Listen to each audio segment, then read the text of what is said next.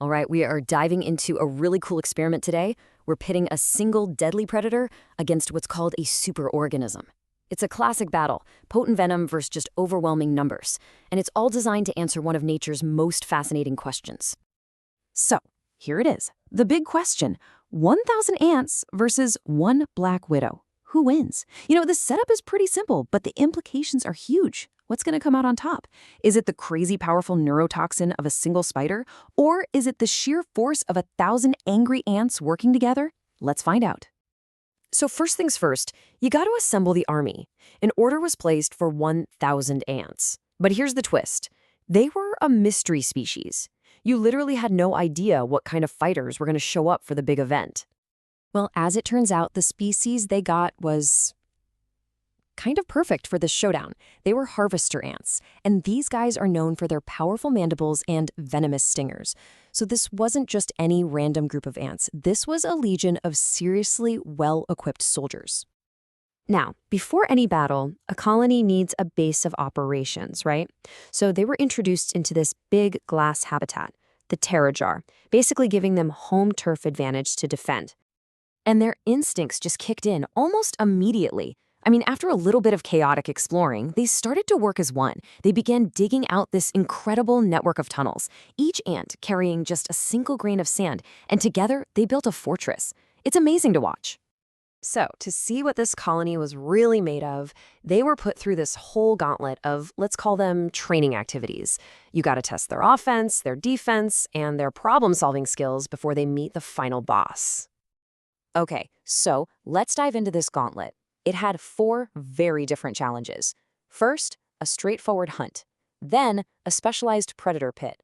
After that, a field of deadly plants. And finally, a natural disaster simulation. First up, a cricket gets dropped into the nest. And the response was instantaneous. The ants just swarmed it, pinning it down with their collective weight and injecting venom. This test wasn't just about strength, though. It was this stunning display of their coordinated attack strategy against a much, much bigger opponent. The next trial tested an individual. A single lone ant was placed in a pit full of antlions. And these things are predators that have evolved specifically to hunt and trap ants in these sandy little pits of death. So this was a test of pure grit and, intelligence. And what happened next was just remarkable.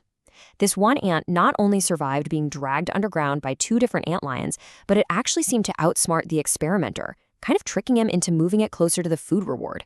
A true champion. It just goes to show you that even one ant is a force to be reckoned with. Okay, so for the third trial, the colony faced what was basically a minefield of Venus flytraps. And they showed some amazing intelligence here. Most of the ants totally recognized the danger and just stayed clear. But one ant, who they affectionately named Larry, got caught and was promptly rescued by his colony mates, which shows they don't just work together, they actually look out for each other. Now this brilliantly shows their ultimate strength, teamwork. When they were faced with a simulated flood, they didn't scatter and run, no. Instead, they banded together, forming a living shield with their own bodies to block the water and protect the entrance to their nest and their young. It's the superorganism in action, right there. Okay, so they passed every single trial with flying colors. The training was officially complete. It was finally time for the 1,000-ant army to face their ultimate opponent, the Black Widow. So here we have a classic matchup. On one side, you've got the Black Widow, with its incredible size, its speed, and one of the most potent venoms in the entire animal kingdom. And on the other side, you've got the ant colony, with just overwhelming numbers, perfect teamwork, and thousands of little venomous stings. And to make this a true test of the colony's defensive power, the spider wasn't just, introduced to the habitat. Oh no, it was dropped right into the center of the nest, on the ants' home turf, completely surrounded by the entire 1,000-strong army. The result was just staggering in its speed. Within 1 second, the entire colony was on red alert. By the 3-second mark, the spider was completely covered, pinned down by this living wave of ants. And in just 10 seconds, it was over. The Black Widow never even had a chance to fight back. So what can we take away from this? From this incredibly decisive victory? What does this really tell us about the power of the collective? Well, the answer to our original question is now crystal clear. 1,000 harvester ants will absolutely defeat a single black widow. It isn't just a win, it is a complete and total rout. The spider's individual power was just rendered useless against the colony's coordinated fury. And this victory really illustrates why ants are often called the secret kings of the animal kingdom. Their power isn't in any single ant, it's in their mind-boggling numbers. There are an estimated 20 quadrillion ants on Earth. To put that in perspective, that's about 2.5 million ants for every single human. They are a global superorganism that literally shapes entire ecosystems. And that leaves us with a final, really powerful question.